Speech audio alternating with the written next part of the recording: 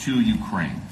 What's going to happen if the United States is in a conflict and we need the Tomahawks? Do we have enough? That's a problem. We need Tomahawks, and we need a lot of other things that we've been sending over the last 4 years to Ukraine. We've been, we gave them a lot. Now we have a different situation. We send it to the European Union. They pay for it and all that, and they have plenty of money.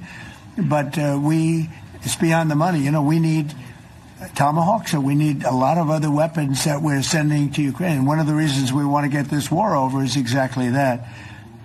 It's not easy for us to give. You're talking about massive numbers of very powerful weapons. So that's one of the things we'll be talking about. Hopefully they won't need it. Hopefully we'll be able to get the war over with without thinking about Tomahawks. I think we're fairly close to that. Yeah, go ahead. Can I say, yeah, please. Just to understand. So for today, of course, we want to finish this war, but the war is another technological war. You don't use just Tomahawks. If you want to target a military goal, you need thousands of drones. It goes together with such missiles. Ukraine has such thousands of our production drones, but we don't have Tomahawks. That's why we need Tomahawks. But United States is a very strong production, and the United States has Tomahawks and other missiles, very strong missiles. But they can have our thousands of drones. That's why where we can work together, where we can strengthen American production. And so just so that I understand, so you're suggesting kind of a trade.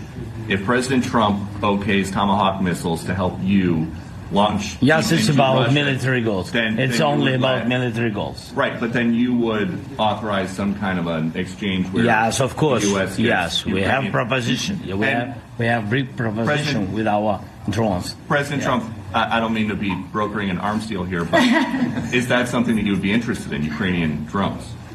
We are, yeah, or we would. We have a lot of drones right now. We build our own drones, but we also buy drones from others, and they make a very good drone. I mean, drone warfare has really come to the fore over the last couple of years because of this war.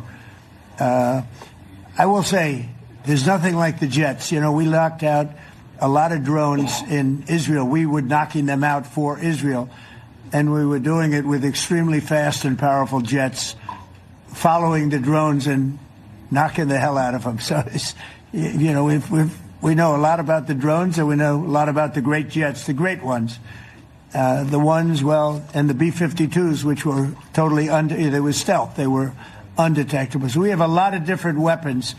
And, I have an obligation also, though, to make sure that we're completely stocked up as a country, because you never know what's going to happen. In war and peace, right? You never know what's going to happen. So we're going to be talking about Tomahawks, and would much rather have them not need Tomahawks.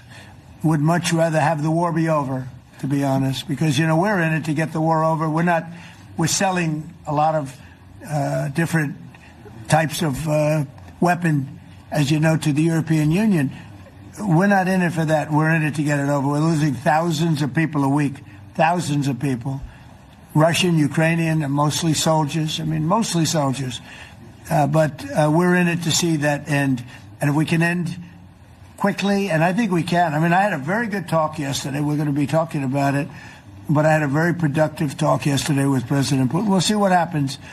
But the war in the Middle East was far more complicated. We got that one done. And I think we have a good chance. I think President Zelensky wants it done, and I think President Putin wants it done. Now all they have to do is get along a little bit. Can you give us an update on the trade negotiations with China, or perhaps Secretary Bessent? Yeah, I will, and I'm going to let...